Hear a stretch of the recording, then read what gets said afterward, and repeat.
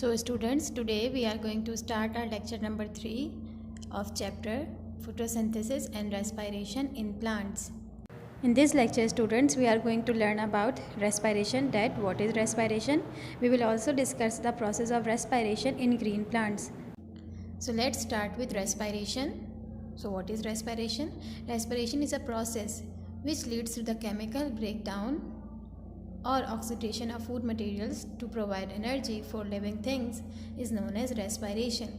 यानी कि रेस्पिरेशन एक ऐसा प्रोसेस है जिसमें फूड मटेरियल्स की केमिकल ब्रेकडाउन होती है। इस केमिकल ब्रेकडाउन को हम ऑक्सीडेशन भी कहते हैं। अभी हम आगे देखेंगे कि हम इसको ऑक्सीडेशन क्यों कहते हैं। जब ये केमिकल ब्रेकडाउन होता है फूड मटेरियल्स का, तो उस ब्रेकडाउन की वजह से उससे एनर्जी रिलीज़ होती है जो कि लिविंग थिंग्स यूज़ करते हैं। तो इस एनर्जी का रिलीज़ होना फूड के ब्रेकडाउन से, इस प्रोसेस को कहा जाता है रेस्पिरेशन। रेस्पिरेशन का जो ये प्रोसेस होता है, ये तमाम living organisms whether they are plants और एनिमल्स, उनके सेल के अंदर होता है। इसीलिए इस रेस्पिरेशन को या इस प्रोसेस को हम कहते हैं cellular respiration. Let's move towards another topic, that is respiration in green plants. Student, जैसे कि अभी हमने देखा कि रेस्पिरेशन हर लिविंग ऑर्गेनिज्म में होता है, तो रेस्पिरेशन एक ऐसा प्रोसेस है जो कि तमाम लिविंग ऑर्गेनिज्म हर टाइम परफॉर्म करते हैं। बिल्कुल इसी तरह प्लांट्स में भी रेस्पिरेशन का प्रोसेस पूरा दिन यानी कि डे टाइम और नाइट टाइम दोनों वक्त हो रहा होता है। तो आइए अब हम रेस्पिरेशन के इस प्रोसेस को डिटेल में देखते हैं कि रेस्पिरेशन का प्रोसेस प्लांट के अंदर किस तरह होता है। सबसे पहले जो इन्वायरमेंट में एयर में ऑक्सीजन मौजूद होती है, ये स्टोमेटा के थ्रू लीव्स के अंदर आती है।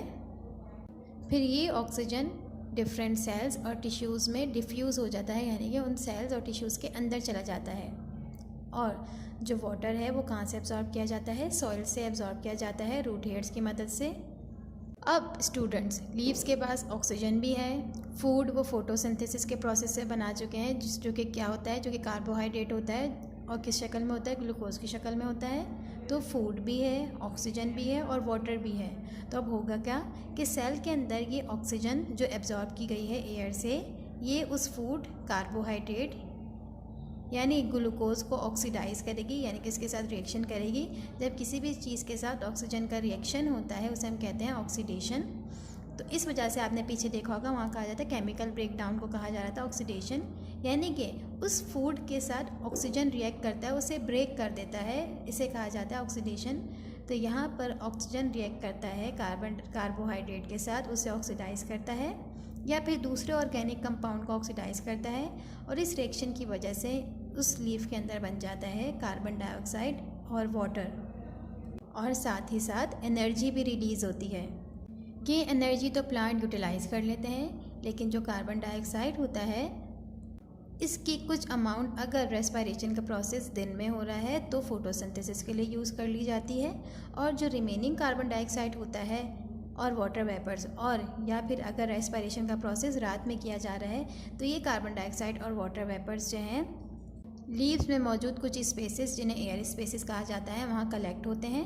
फिर स्टोमेटा के थ्रू इन वाटर वेपर्स और कार्बन डाइऑक्साइड को बाहर निकाल दिया जाता है। आई होप स्टूडेंट्स कि आपको प्रोसेस ऑफ रेस्पिरेशन अच्छे से समझ में आया होगा। आइए अब हम आगे चलते हैं। अगर आपको याद हो, हमने लास्ट टॉपिक के अंदर ये देखा था कि हम रेस्पिरेशन के प्रोसेस को, फोटोसिंथेसिस के प्रोसेस को 3 डिफरेंट मेथड से डिस्क्राइब कर सकते हैं। हम उसे वर्ड इक्वेशन में भी डिस्क्राइब कर सकते हैं। We can also describe the process of photosynthesis in chemical equation, and हम फोटोसिंथेसिस के प्रोसेस को डायग्राम ड्रॉ करके भी डिस्क्राइब कर सकते हैं। बिल्कुल इसी तरह हम रेस्पिरेशन के प्रोसेस को भी 3 डिफरेंट मेथड से डिस्क्राइब कर सकते हैं। तो आइए हम एक एक करके इन तीनों को देखते हैं। सबसे पहले आपको वर्ड इक्वेशन नज़र आ रही है। ये इक्वेशन आपको सिंपल बता रही है कि जब ऑक्सीजन ग्लूकोज यानी कि कार्बोहाइड्रेट जो कि प्लांट का फूड होता है उसके साथ रिएक्ट करती है, तो यहाँ ऑक्सीडेशन का प्रोसेस होता है जिसमें उस प्लांट का फूड यानी कि ग्लूकोज ब्रेक हो जाता है, और उसके ब्रेक यानी कि ऑक्सीडेशन की वजह से रिलीज़ होती है कार्बन डाइऑक्साइड और वाटर, और साथ में एनर्जी रिलीज़ होती है जो कि प्लांट यूटिलाइज़ कर लेते हैं। इसी तरह अगर हम केमिकल इक्वेशन को देखें तो हमने आपको बताया था केमिकल इक्वेशन के अंदर वी यूज़ सिंबल्स, तो हम यहाँ सिंबल यूज़ करते हैं। तो जब ऑक्सीजन ग्लूकोज यानी कि C6H12O6 के साथ रिएक्ट करती है, उसको ऑक्सीडाइज करती है, उस ऑक्सीडेशन की वजह से रिलीज़ हो जाती है carbon dioxide and water. This is the chemical equation. इस वक्त आपको अपनी स्क्रीन पर एक पिक्चर नज़र आ रही होगी, तो आप इस तरह डायग्राम ड्रॉ करके भी रेस्पिरेशन के प्रोसेस को डिस्क्राइब कर सकते हैं। This is diagrammatical description of respiration. तो स्टूडेंट्स, आइए हम प्लांट के बारे में एक बहुत ही इंपॉर्टेंट फैक्ट को देखते हैं कि अभी हमने आपको बताया कि रेस्पिरेशन एक ऐसा प्रोसेस है तो जो तमाम लिविंग ऑर्गेनिज्म में होल डे और नाइट दोनों वक्त होता रहता है। But this respiration in plants is not noticeable during day time, यानी प्लांट्स के अंदर जो ये रेस्पिरेशन का प्रोसेस होता है आप इसे दिन के टाइम ऑब्जर्व नहीं कर सकते, नोटिस नहीं कर सकते। इसकी वजह क्या है? इसका रीज़न ये है कि रेस्पिरेशन के प्रोसेस के दौरान जो कार्बन डाइऑक्साइड और वाटर बनता है एज अ वेस्ट प्रोडक्ट, ये कार्बन डाइऑक्साइड और वाटर जो है वो फोटोसिंथेसिस के प्रोसेस में डे टाइम में इस्तेमाल कर लिया जाता है। इस वजह से हमें वहाँ पर कोई भी ऐसा एविडेंट नहीं मिलता जिससे हमें ये पता लगे कि रेस्पिरेशन का प्रोसेस हो रहा है। लेकिन प्लांट्स के अंदर रेस्पिरेशन का प्रोसेस होता है, बस डे टाइम में आप उसको नोटिस नहीं कर सकते क्योंकि उससे निकलने वाले जो प्रोडक्ट होते हैं वो फोटोसिंथेसिस में यूज़ कर लिए जाते हैं। Our lecture is over, students. Let's summarize what we have learned today. We have learned about respiration, that respiration is a process in which food is chemically break down into carbon dioxide and water, and in this process energy released. We have also discussed the process of respiration in plants, that how respiration in plants takes place. And in the last, we have learned that we can describe the process of respiration in word equation, in chemical equation, and also through diagram. So students, it's your homework time. Compare photosynthesis and respiration. आप अपने last topic में photosynthesis को पढ़ चुके हैं और आज हमने आपको रेस्पिरेशन पढ़ा दिया है। तो आपको ये होमवर्क क्या करना है कि आपको फोटोसिंथेसिस और रेस्पिरेशन का कंपैरिजन करना है।